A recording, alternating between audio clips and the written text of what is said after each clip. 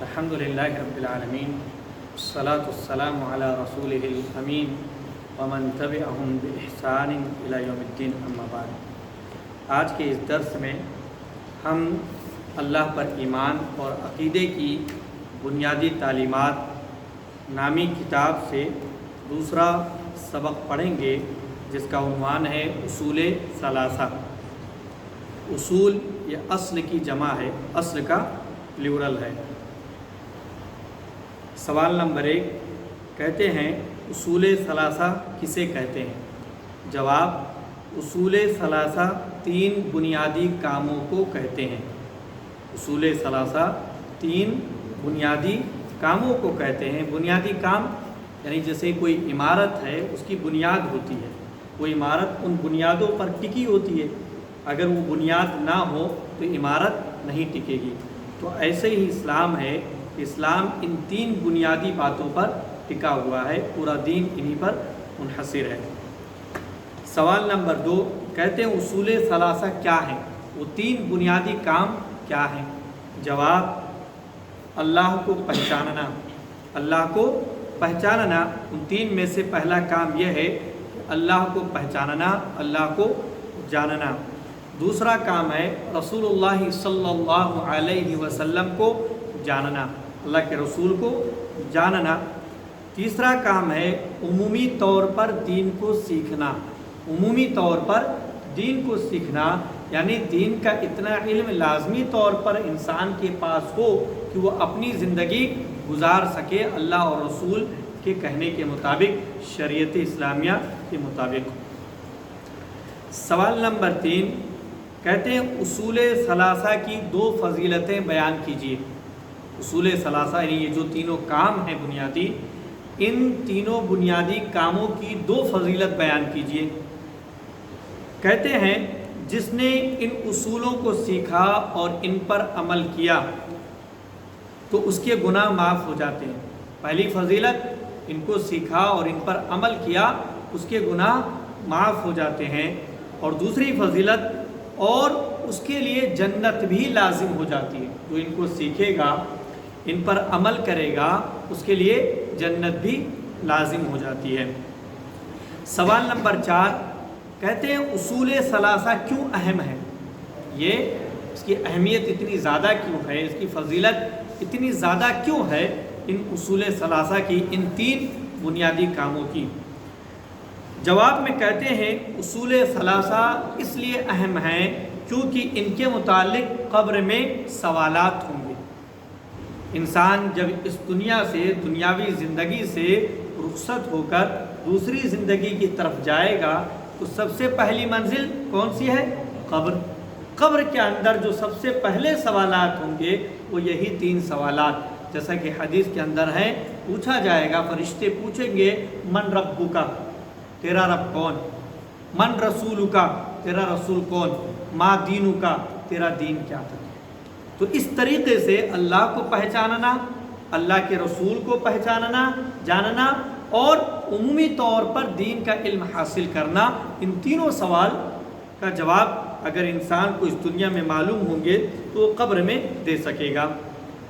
तो ये तीनों उसूल इसलिए अहम हैं क्योंकि इंसान की दूसरी ज़िंदगी का जो पहला मरहला है, कब्र वाला मरहला, उसमें इन तीनों सवालात के जवाबात देने होंगे। सवाल नंबर 5 कहते हैं कब्र में उसूल सलासा के मुतालिक कौन जवाब दे सकेगा? ये तीनों सवाल तो होंगे, इन तीनों बुनियादी कामों के मुतालिक फरिश्ते पूछेंगे कि तेरा रब कौन है, तेरा रसूल कौन है, तेरा दीन कौन सा था, लिहाजा इनका जवाब कौन दे सकेगा? कहते हैं जिसने दुनिया में उसूल सलासा की तैयारी की, जिसने दुनिया में इन तीनों कामों की तैयारी की, इन तीनों कामों को अंजाम दिया, वो कब्र में उसूल सलासा के मुतालिक जवाब दे सकेगा। जिसने दुनिया में जाना, अल्लाह को जाना, दुनिया में अल्लाह कौन है, उसकी मारिफत हासिल की, वो जवाब देगा कि मन रब्बुका, तेरा रब कौन? वो कहेगा अल्लाह। जिसने अल्लाह के रसूल सल्लल्लाहु अलैहि वसल्लम को दुनिया में पहचाना, जाना, जब उससे सवाल होगा मन रसूलुका, तेरा रसूल कौन? तो वो जवाब देगा मोहम्मद। جس نے دین پر عمل کیا ہوگا دنیا کے اندر، جب اس سے پوچھا جائے گا ما دین کا، تیرا دین کیا تھا، وہ جواب دے گا دینی الاسلام، میرا دین دین اسلام تھا۔ تو اس طور پر قبر کے اندر جواب وہی شخص دے سکے گا جو دنیا کے اندر اصول ثلاثہ کی تیاری جس نے کر رکھی ہوگی اور جس نے ان پر عمل کیا ہوگا۔ اس کتاب سے تیسرا سبق جو ہے وہ قواعد اربع، قواعد اربع کہتے ہیں۔ قواعد اربع کسے کہتے ہیں؟ قواعد اربع کسے کہتے ہیں؟ قواعد یہ قاعدہ کی جمع ہے، جیسے اصول اصل کی جمع ہے، اسی طریقے سے قواعد قاعدہ کی جمع ہے۔ کہتے ہیں قواعد اربع چار قاعدوں کو کہتے ہیں۔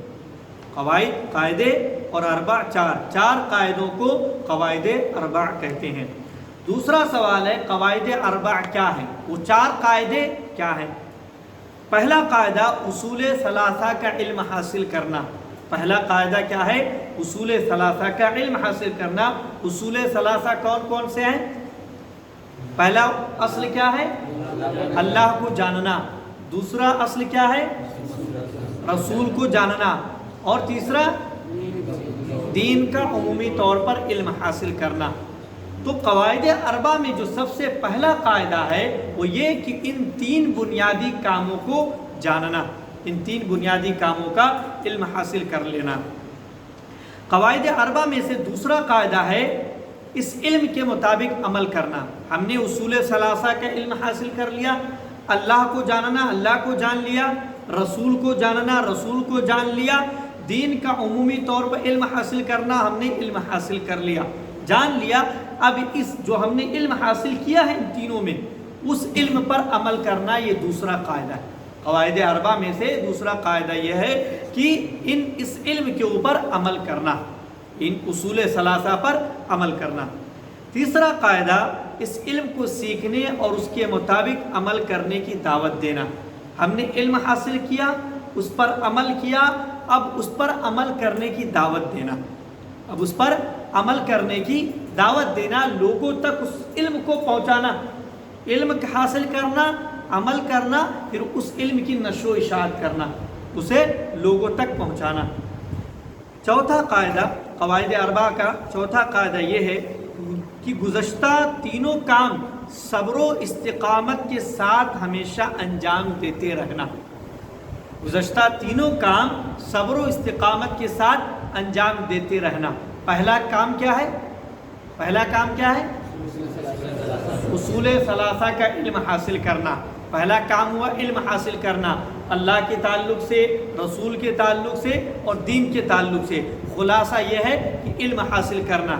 دوسرا کام کیا ہوا؟ اس علم پر عمل کرنا۔ تیسرا کام کیا ہوا؟ اس کے علم کی سیکھنے کے لیے ترغیب دینا، اس علم کو سکھانا، اس علم کی نشر و اشاعت کرنا، اس کی دعوت دینا لوگوں کو۔ اور چوتھا کام یہ ہے، چوتھا کیا کام ہے؟ تینوں کاموں پر صبر و ان استقامت تینوں کے ساتھ کاموں پر صبر و استقامت کے ساتھ ہمیشہ ڈٹے رہنا۔ علم حاصل کرنے میں بڑی مشقتیں ہوتی ہیں، پریشانیاں آتی ہیں، تکلیفیں آتی ہیں، آدمی ان تکلیفوں کو برداشت کرے، صبر کرے اور علم حاصل کرنے میں لگا رہے، جیسا کہ ہمارے اسلاف کی تاریخ رہی ہے۔ اسی طریقے سے اس پر عمل کرنے کے تعلق سے بھی، جو علم ہم حاصل کریں اس پر عمل کرنے کے تعلق سے بھی پریشانیاں ہوتی ہیں، لاحق ہوتی ہیں۔ اس پر عمل کرنے کے تعلق سے جو بھی پریشانی آئے اس کو بھی برداشت کرنا، اس کو بھی برداشت کرنا۔ جیسے بطور مثال ایک چھوٹی سی پریشانی، ٹھنڈی کے موسم ہے، ٹھنڈی کا سخت موسم ہے اور ہمیں جو ہے وضو کرنا ہے، نماز پڑھنا، ٹھنڈے پانی سے وضو کر کے نماز پڑھنا تو تکلیف والی بات ہے، لیکن اس تکلیف کو برداشت کرنا اور اس کام پر اس علم پر عمل کرنا۔ اسی طریقے سے اس علم کی نشر و اشاعت میں جو تکلیف پہنچے، آپ کسی کو یہ پیغام پہنچا رہے ہیں، کسی تک یہ دعوت پہنچا رہے ہیں، آپ کو تکلیفیں پہنچیں گی، دقت ہوگی، پریشانی لاحق ہوگی، کبھی کوئی اپنی زبان سے آپ کو کچھ کہے گا، کبھی اپنے ہاتھ سے آپ کے ساتھ کوئی برا سلوک کر دے، تو اس علم کے سیکھنے، اس پر عمل کرنے اور اس کی نشر و اشاعت میں جو بھی تکلیفیں آئے ان تکلیفوں پر صبر کرنا اور استقامت یعنی ڈٹ کر ان کا مقابلہ کرتے ہوئے جمے رہنا، یعنی یہ ایک راستہ ہے، اس راستے پر جمے رہنا، اس راستے پر جمے رہنا، یہ چوتھا قاعدہ ہے۔ سوال نمبر 3، اللہ نے قواعد اربع کا تذکرہ کہاں کیا ہے؟ یہ جو چاروں قاعدے ہیں، علم حاصل کرنا، عمل کرنا، علم کی نشر و اشاعت کرنا اور ان تینوں باتوں پر صبر و استقامت کے ساتھ ڈٹے رہنا، ان چاروں کا ذکر اللہ نے کہاں کیا ہے؟ کہتے ہیں اللہ نے سورہ عصر میں قواعد اربع کا تذکرہ کیا ہے، سورہ عصر میں قواعد اربع کا تذکرہ کیا ہے۔ کہاں پر؟ والعصر ان الانسان لفی خسر الا الذین آمنوا، الا الذین آمنوا، الذین آمنوا میں علم ہے۔ بندہ علم کب لائے گا؟ جب اسے بندہ ایمان کب لائے گا؟ بندہ ایمان کب لائے گا؟ جب اسے علم حاصل ہوگا۔ تو پہلے علم حاصل کرنا تب ایمان لانا ہے۔ تو الا الذین آمنوا وعملوا الصالحات، ایمان لایا، علم حاصل کیا، ایمان لایا، پھر وعملوا الصالحات، نیک اعمال کی۔ وتواصوا بالحق، حق کی وصیت یعنی لوگوں تک پیغام پہنچانا، علم حاصل کیا، عمل کیا، ایمان لایا، عملوا الصالحات، نیک اعمال کیے، وتواصوا بالحق، ایک دوسرے کو حق کی وصیت کرنا یعنی دعوت کا کام کر رہا ہے، اس علم کی نشر و اشاعت کر رہا ہے۔ وتواصوا بالصبر، اور صبر کی وصیت کرنا، صبر کرنا، صبر کی وصیت کرنا یعنی علم حاصل کرنے میں، اس پر عمل کرنے میں اور اس کی نشر و اشاعت میں جو تکلیفیں پہنچ رہی ہیں ان پر صبر کرنا اور ڈٹے رہنا۔ تو اللہ رب العالمین نے قواعد اربع کا تذکرہ سورہ عصر کی اس آیت میں ذکر فرمایا ہے۔ کہتے ہیں انسان دنیا و آخرت کے نقصان سے کیسے محفوظ رہ سکتا ہے؟ دنیا کے نقصان سے اور آخرت کے نقصان سے، دونوں نقصان سے کیسے محفوظ رہ سکتا ہے؟ کہتے ہیں قواعد اربع پر عمل کرنے سے، یعنی یہ جو چار باتیں ہیں، علم حاصل کرنا، عمل کرنا، اس علم کی نشر و اشاعت کرنا اور ان تینوں کاموں پر صبر و استقامت کے ساتھ ڈٹے رہنا، ان پر عمل کرنے سے انسان دنیا و آخرت کے نقصان سے محفوظ رہ سکتا ہے۔ دنیا کے نقصان سے بھی محفوظ رہے گا اور آخرت کے بھی نقصان سے محفوظ رہے گا۔ دنیا کے نقصان سے مراد یہ نہیں کہ مال و دولت آدمی کا چلا جائے، اللہ رب العالمین نے جو راستہ متعین کیا ہے اس راستے پر وہ ڈگمگائے گا نہیں، سیدھے راستے پر چلے گا، صراط مستقیم پر چلے گا۔ آدمی ضلالت والے راستے پر چلا جائے یہ اصل نقصان ہے۔ اور آخرت کا نقصان یہ ہے کہ آدمی جنت نہ پا سکے، جنت کے علاوہ کوئی اور جگہ مل جائے اسے، جنت کے علاوہ کوئی اور جگہ مل جائے، کون سی جگہ؟ جہنم۔ جہنم۔ آپ قرآن و حدیث کے اندر غور کریں گے تو آپ دیکھیں گے کہ اللہ رب العالمین اور اللہ کے رسول صلی اللہ علیہ وسلم بعض چیزوں کا ذکر صراحت کے ساتھ نہیں کرتے، کنایا کرتے، بعض چیزوں کا ذکر صراحت کے ساتھ نہیں کرتے ہیں، صرف کنایے سے کام لیتے ہیں، یعنی اشارہ کر دیتے ہیں، آدمی سمجھ جاتا ہے کیا مراد ہے۔ جیسے ایک حدیث کے اندر اللہ کے رسول اکرم صلی اللہ علیہ وسلم بیان فرماتے ہیں ہجرت کرنے کے تعلق سے کہ آدمی کو چاہیے اللہ اور رسول کے لیے ہجرت کرے، اور آدمی جس نیت کے ساتھ جو کام کرے گا اس کی نیت کے حساب سے اسے اجر و ثواب ملے گا۔ آدمی نے اگر اللہ رسول کے لیے ہجرت کی ہے تو وہ اللہ رسول کے لیے ہجرت، آدمی نے دنیا کے لیے ہجرت کی ہے، کسی اور چیز کے لیے ہجرت کی ہے تو جس چیز کے لیے اس نے ہجرت کی ہے وہ چیز اس کو ملے گی۔ تو اس حدیث میں اللہ کے رسول وہاں آخر میں چل کے بات بیان کرتے ہیں کہ جس چیز کے لیے اس نے ہجرت کی ہے وہ چیز اس کو ملے گی، یعنی دنیا کے لیے کہ اللہ کے رسول دنیا کا ذکر کرنا بھی گوارا نہیں کرتے، یعنی اتنی حقیر ہے دنیا کہ اس کا ذکر کرنا بھی گوارا نہیں کرتے ہیں۔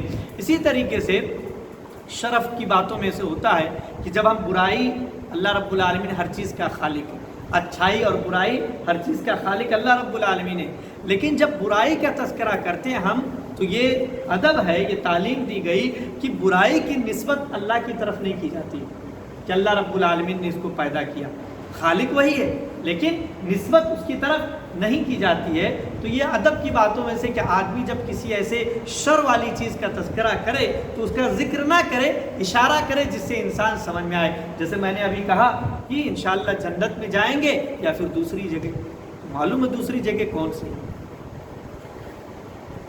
کہتے ہیں صحابہ کرام رضوان اللہ تعالی علیہم اجمعین نے قواعد اربع کو کس طرح اہمیت دی.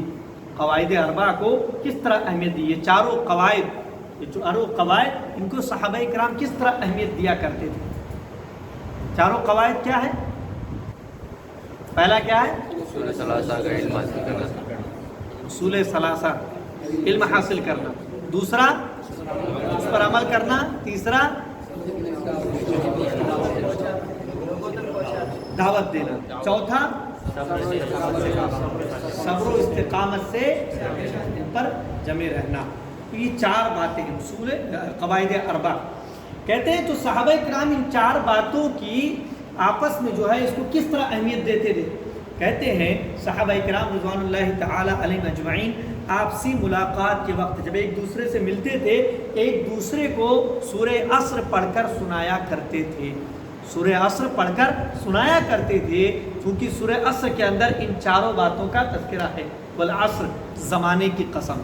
اللہ رب العالمین قسم کھا رہا اور قسم اسی وقت کھائی جاتی ہے جب کسی بات کو موقت کرنا تاکید کے ساتھ کوئی بات بیان کرنی ہو تو اللہ نے قسم کھائی. ان الانسان لفی خسر. یقیناً انسان خسارے میں ہے. انسان نقصان میں خسارے میں ہے. الا الذین آمنوا سوائے ان کے جو ایمان لائے علم حاصل کر کے جنہوں نے ایمان لائے. وعملوا الصالحات نیک عمل کیا انہوں نے. وتواصوا بالحق حق کی وصیت کی جنہوں نے. وتواصوا بالصبر اور صبر کی جنہوں نے وصیت کی. تو اس طریقے سے صحابہ کرام جب آپس میں ملاقات کرتے تو ایک دوسرے کو سورہ عصر پڑھ کر سنایا کرتے یعنی ان باتوں کی تعلیم دیا کرتے سکھلایا کرتے تھے اور یاد دہانی کرتے مذاکرہ کرتے کہ ان کو بھولنا نہیں ہے کسی صورت میں. یہ چار ذمہ داریاں اللہ رب العالمین نے ہم پر عائد کر رکھی ہیں کہ علم حاصل کرو اس پر عمل کرو اس علم کی نشر و اشاعت کرو اور اس راہ پر ڈٹے رہو صبر کرتے ہوئے. کہتے ہیں سورہ عصر کے متعلق امام شافعی رحمۃ اللہ علیہ نے کیا فرمایا. سورہ عصر کے متعلق امام شافعی رحمۃ اللہ علیہ نے کیا فرمایا. کہتے ہیں امام شافعی رحمۃ اللہ علیہ نے فرمایا کہ لوگ اگر اس صورت پر غور کر لیں لوگ اگر اس صورت پر سورہ عصر پر غور کر لیں غور و فکر کے ساتھ اسے پڑھ لیں تو یہ صورت ان کی ہدایت کے لیے کافی ہو جائے گی.